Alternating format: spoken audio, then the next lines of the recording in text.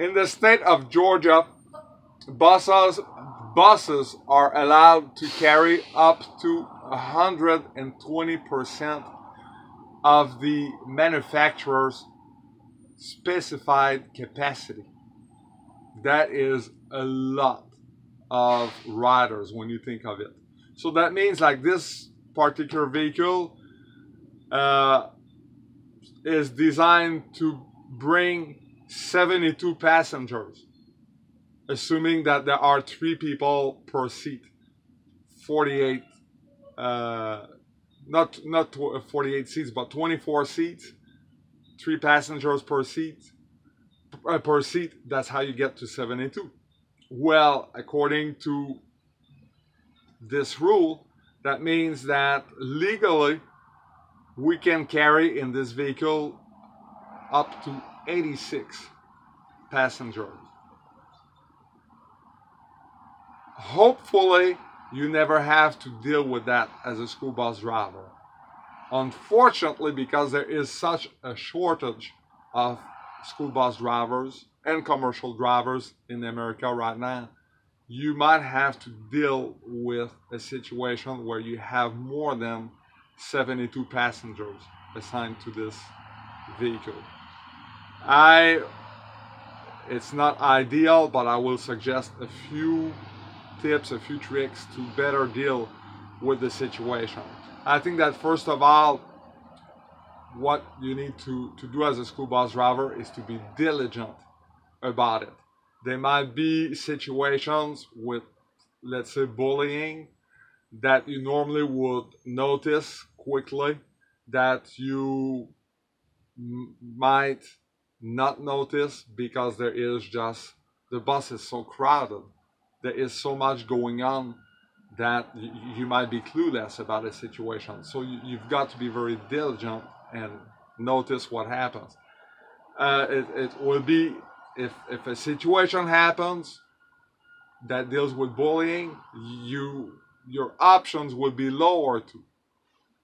A parent might say, is it possible to sit the 2 kids apart? I don't want my kid to be picked on. Can you sit my kid away from that other kid? Well, where are you gonna sit this kid? You can barely, you're lucky if you have enough room to sit all these kids, these students. So good communication with parents is a must. Keep the aisle clear. The rule is also that the aisle should be clear at all times. It will be a challenge, but you want the aisle to be clear as much as possible. You were in 2017 in America, there are a lot of obese people. I speak from experience. I once weighed over 350 pounds. And needless to say that I am very sensitive about obese people are just as intelligent as anyone else. I'm the same guy I was when I had the weight, and they deserve respect. We deserve respect. I still feel like I'm an obese guy at heart.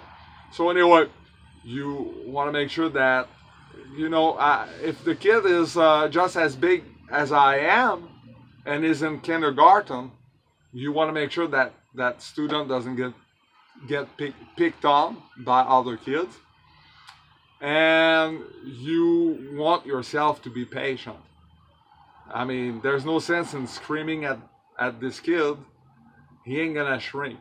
If he takes half a seat, you know, I realize that it's a lot of pressure when you have more than a full load, but you do what you gotta do. People still need to keep their dignity.